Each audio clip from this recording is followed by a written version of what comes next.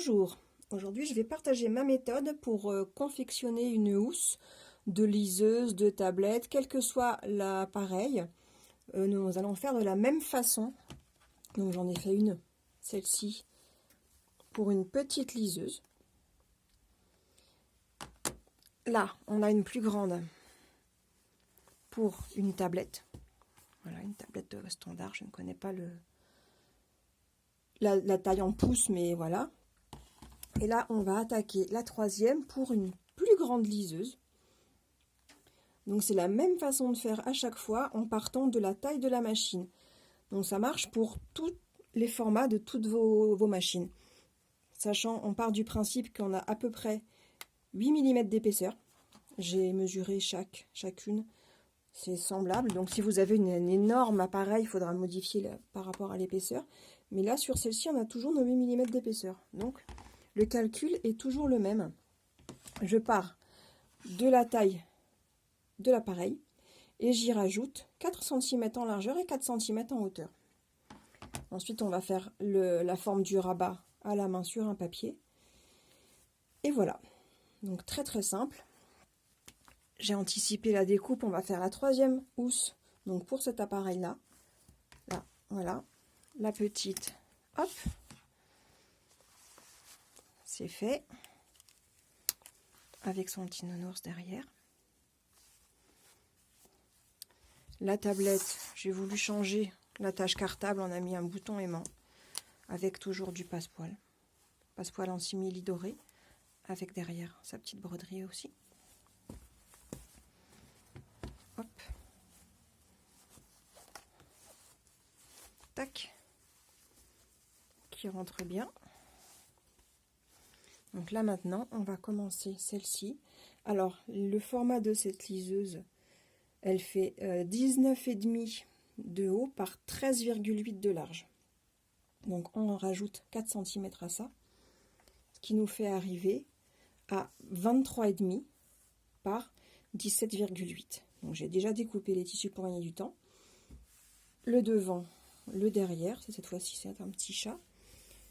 17,8 par 23,5.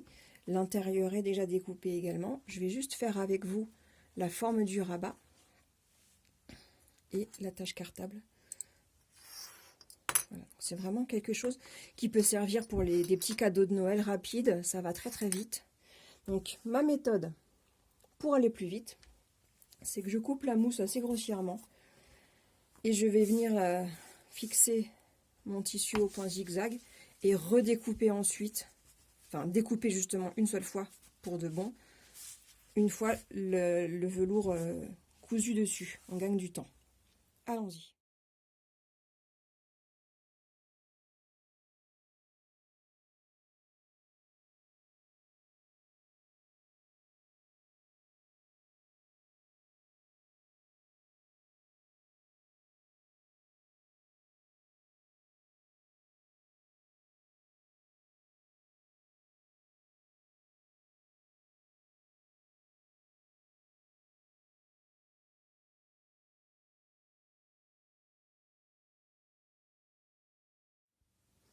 Voilà, me voilà maintenant avec mes deux morceaux extérieurs doublés de mousse. C'est de la mousse sur un tissé, que je préfère à la mousse sur résille. C'est personnel, je trouve que la mousse sur résille accroche sur les battants de la machine, et celle-ci est un petit peu plus souple, et je préfère les choses un peu molles. Donc c'est vraiment tout à fait mon goût. Et les parties intérieures, donc tout est coupé de la même taille, prêt à être assemblé. Là, on va maintenant faire le rabat. Donc le rabat, je le prévois 5 mm plus petit que la largeur de ma housse. Donc là, ça va être 23 et un tiers de la hauteur. Donc comme on a 17,8, j'ai arrondi et prévu un rabat de 12. Donc 12 par 23, j'ai gagné un peu de temps et découpé mon bout de papier. Donc de 12 par 23. Alors ce qui se passe pour faire un rabat bien symétrique, je commence par le plier en deux. Voilà, impeccablement. Et je prévois le virage là, du rabat à la moitié de la hauteur. Donc je vais faire un petit repère à 6 cm de celle-ci.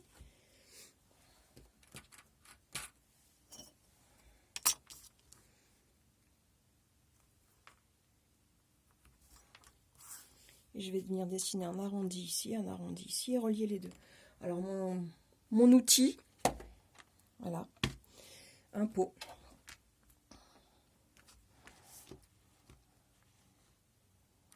On va faire un arrondi, hop, un arrondi par là.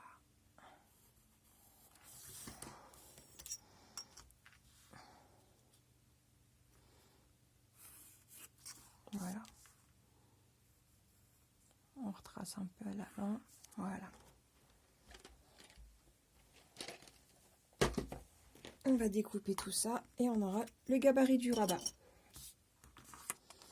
Bien plié, pas que ça bouge à la découpe.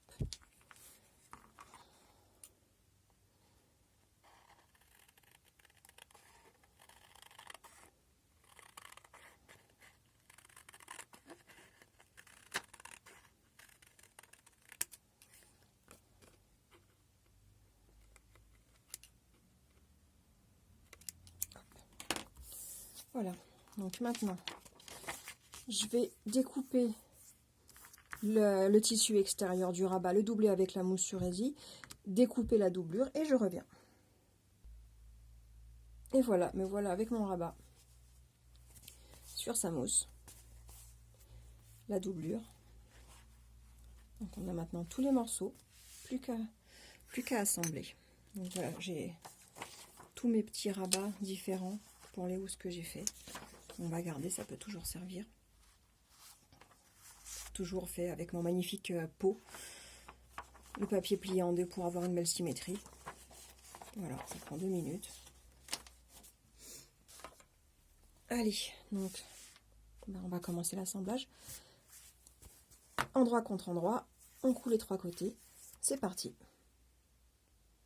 Alors, voilà mon rabat prêt à être retourné.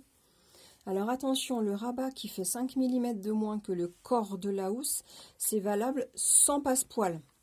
Parce que sans passepoil, j'ai une marge de couture de 8 mm. Donc une fois retourné, ça ira. Si vous posez un passepoil, méfiez-vous. Il y a des passepoils larges. Ça va correspondre aux 8 mm de marge de couture de la machine. Si vous avez du passepoil avec une plus petite largeur, rétrécissez la taille du rabat. Là, donc, il fait 5 mm de moins. Il faudra mieux le faire de 1 cm de moins si vous avez un petit passepoil. Ne pas vous retrouver avec un rabat plus grand que le corps de la housse. Ça va être gênant pour coudre. Donc, attention au piège. Allez, donc là, on n'a pas de passepoil. Je vais cranter mes arrondis.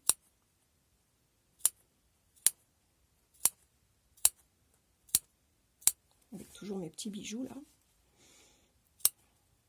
Je suis amoureuse de mes ciseaux.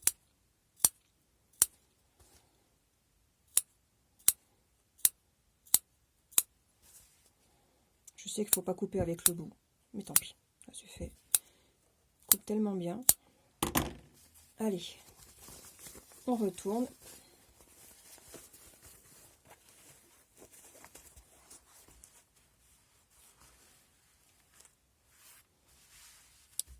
Et je vais venir surpiquer avant de l'assembler au corps du sac, enfin de la housse. Voilà, la surpiqûre au bord, toute jolie. Je vais maintenant venir l'assembler. Le dos de la housse, endroit contre endroit. Et là, on voit qu'avec mes 5 mm de moins, ça y va sans problème. Avec un petit passepoil, on aurait eu un plus grand rabat, ça passait pas. Donc là, je vais clipper et le coudre. Oui, à ce moment-là, on peut déjà vérifier que l'appareil va rentrer dans la housse avant de continuer de faire des bêtises si jamais ça va pas. Donc moi, j'ai déjà vérifié, mais hop, ça rentre sans problème. Donc c'est pile poil, il n'y a pas trop de marge pour pas que ça valdingue à l'intérieur. Et ça marche. Allez, donc maintenant, j'ai mis mes clips. Je vais coudre mon rabat. Alors, là, il faut bien penser à coudre le rabat avec une marge de couture plus petite. Là, on a environ 5 mm pour qu'ensuite, au montage final, ma couture de 8 mm vienne faire disparaître cette couture de montage. Donc là, maintenant, on va positionner, juste positionner le haut de l'attache cartable sans le serrer. C'est juste pour pouvoir régler l'emplacement du bas sur le corps de la housse. Donc là, je pense que je suis bien au milieu.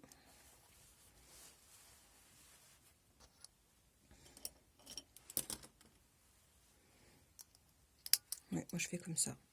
Il y a sûrement des méthodes plus intelligentes ou plus faciles, ou je ne sais pas, mais... Alors, j'ai oublié de faire. Ce que j'ai oublié, c'est de prendre en compte qu'une fois la housse montée, on aura le bord qui sera rabattu. Je vais marquer ça. Donc là, voilà, avec mes petites épingles, j'ai simulé la couture une fois que la doublure sera montée. On aura donc notre marge de couture. Voilà, et maintenant je vais pouvoir venir marquer. Alors le mieux, c'est de le faire avec l'appareil à l'intérieur pour bien tenir compte de l'épaisseur.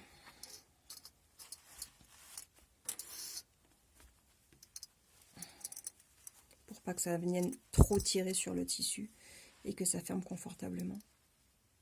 Donc, hop. Je vais marquer des repères aux deux pattes. Voilà, aux deux pattes de mon crochet. Et maintenant, je vais vérifier que je suis bien au milieu de la housse avant de les trouer pour de bon.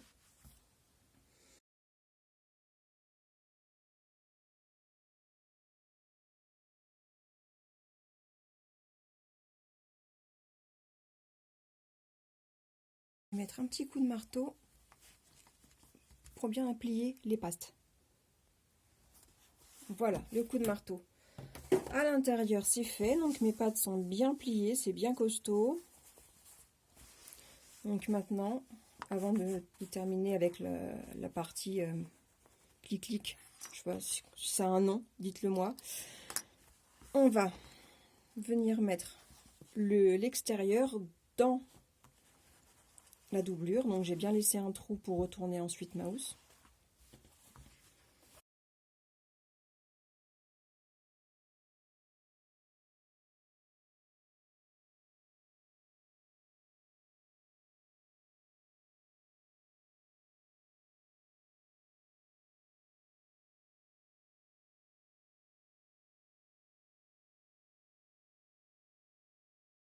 Allez, on va bien marquer les coutures.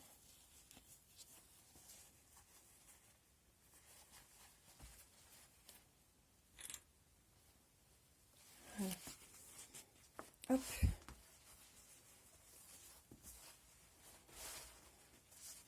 Donc, je vais venir coudre tout le tour avec ma marge habituelle de 0,8. C'est parti. Alors voilà, la couture de montage du rabat, celle-ci va donc maintenant disparaître puisqu'on va retourner la housse. Ça, c'est la housse de montage final de la doublure. La housse, n'importe quoi, la couture. Allez, donc maintenant on retourne tout ça.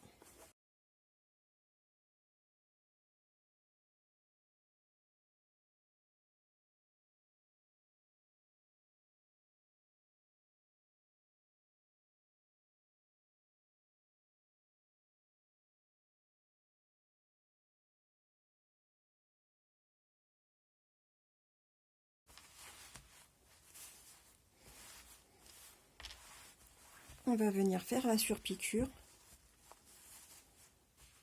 tout le tour.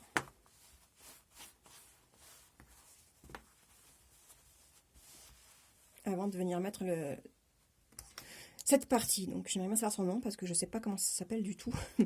La partie clic-clic de la tâche cartable. Voilà donc la surpiqûre tout le tour. Il n'y aura donc plus qu'à venir refermer le trou par un point invisible à la main ou à la machine, ça c'est selon ses envies. Je vais donc venir mettre maintenant ma petite partie. Alors j'aime bien le mettre avec une petite languette.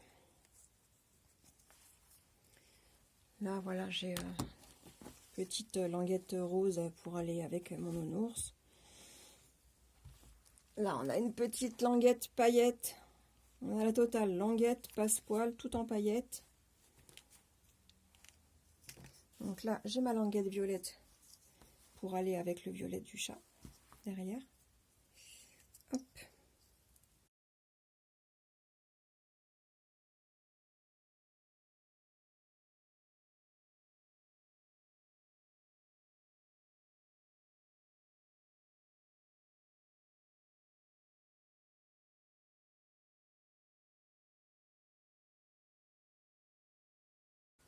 Toujours mon petit marteau. On va venir tapoter gentiment.